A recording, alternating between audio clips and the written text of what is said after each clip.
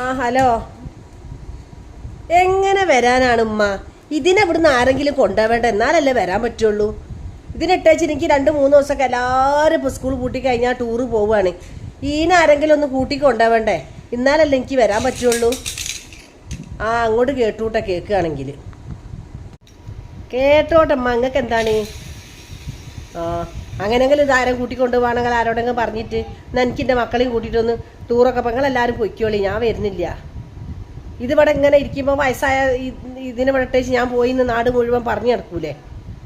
പെൺകുട്ടികൾ തന്നെ പറയൂ ഉമ്മനെ ഇട്ടേച്ചിട്ട് ഓള് ടൂറ് പോയി എന്ന്.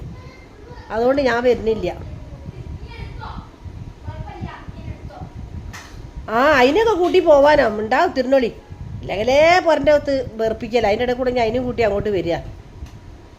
നിങ്ങൾ പറഞ്ഞ മാതിരി ഒന്നല്ല, വെറുപ്പിക്കൽ എന്നാണ് അതിനെ കൊണ്ട്. നിങ്ങൾ പറയാം പാവാണ്, എന്ത് പാവം. എനിക്ക് പാവമായിട്ടും തോന്നണില്ല. ഉൻ്റെ മോളെ, ഞാൻ അന്നെ എന്ത് വെറുപ്പിക്കലാണ്? ഞാൻ എന്തെങ്കിലും കോലത്തിൽ അന്നെ ഇടങ്ങാറാക്കണുണ്ടോ? ഈ തരുന്ന വെള്ളം ഞാൻ കുടിക്കില്ല, എനിക്ക് പറ്റുന്ന സഹായമൊക്കെ ഞാൻ ചെയ്തു തരുന്നില്ലേ? പിന്നെ എന്തിനാ എൻ്റെ അമ്മനോട് അങ്ങനെ പറയുന്നത്? എൻ്റെ അമ്മ ഞാൻ പറയുന്നത് കേൾക്കുന്നുണ്ടല്ലോ. എന്തിനാണ് അതിനെ പറയണ്ട? അതൊരു പാവമാണ്, എന്നെ സഹായിച്ചു തരുന്നില്ലേ? ഒന്നും പറയാൻ നിൽക്കണ്ട, ടൂറിന് പോകുമ്പോൾ അതിനെയും കൂട്ടിക്കോ. ഞാൻ വരുന്നില്ല മോളെ, ഈ പൊയ്ക്കോ. എൻ്റെ പുരയിൽ ഞാൻ നിന്നോളൂ, എനിക്കിവിടെ ഒരു പേടിയില്ല. മോള് പൊയ്ക്കോ. ഏതായാലും എപ്പോഴെങ്കിലൊക്കെ അല്ലേ പോവാൻ പറ്റുള്ളൂ. ഈ പൊയ്ക്കോ മോളെ, എനിക്ക് ബേജാറൊന്നുമില്ല. ഞാൻ ഇവിടെ നിന്നോണ്ട്, അല്ലെങ്കിൽ അപ്പുറത്തെ പുരയിൽ ഞാൻ പോയി കിടന്നോണ്ട്, അല്ലെങ്കിൽ അവിടെ ഏതെങ്കിലും കുട്ടികളെ ഞാൻ വിളിച്ച് വരുത്തിക്കൊണ്ട് ഈ ബേജാറാവണ്ട. അല്ലെങ്കിൽ ഞാൻ എൻ്റെ മക്കളൊന്ന് വിളിച്ചു നോക്കട്ടെ. ഉളുപ്പില്ലാതാണെങ്കിൽ മക്കളെ വിളിച്ചു നോക്കട്ടെ. ഓല് വരികയാണെങ്കിൽ ഓലെ കൂടെ പോവും, അല്ലെങ്കിൽ ഞാൻ അങ്ങോട്ട് മാറ്റി പിടിച്ച് പോവും. ഈ ബേജാറാവണ്ട, ഈ ഒരുങ്ങിക്കോ. പോവാനുള്ളതൊക്കെ എടുത്ത് ഒന്ന് വിളിച്ചു നോക്കട്ടെ. ഐറ്റിങ്ങൾ എവിടെയും പോകാൻ തീരുമാനിച്ചാൽ പിന്നെ അത് പൊയ്ക്കോട്ടെ. ഇങ്ങനെ സ്കൂള് പൂട്ടുമ്പോഴൊക്കെ അല്ലേ പോവാൻ പറ്റുള്ളൂ.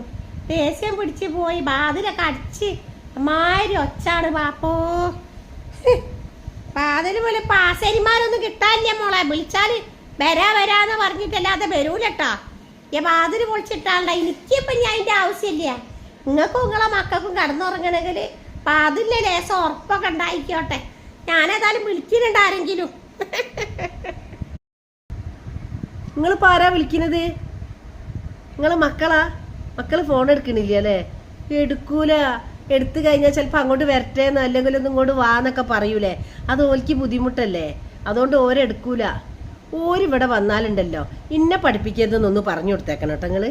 അതെനിക്ക് പറയാനുള്ളൂ നിങ്ങളോട്. എൻ്റെ അമ്മ പറഞ്ഞിക്കണേ ടൂറ് പോവുകയാണെങ്കിൽ നിങ്ങളെയും കൂട്ടി വരാൻ, അല്ലെങ്കിൽ ടൂറ് പോവണ്ടാന്ന്. എന്നാൽ നിങ്ങളും പോരി, നമുക്ക് എല്ലാവർക്കും കൂടി പോവാം, അതാ നല്ലത്. അമ്മ പറഞ്ഞിരിക്കുന്നു എന്നോട് എൻ്റെ അമ്മായിമ്മനെയും കൂട്ടിക്കോന്ന്. വെറുതെ അതിനെ ഒറ്റക്ക് അവിടെ ആക്കിയിട്ട് വരണ്ടാന്ന്. എന്നാൽ നിങ്ങളും പോരി, നമുക്ക് ഒരുമിച്ച് പോവാം.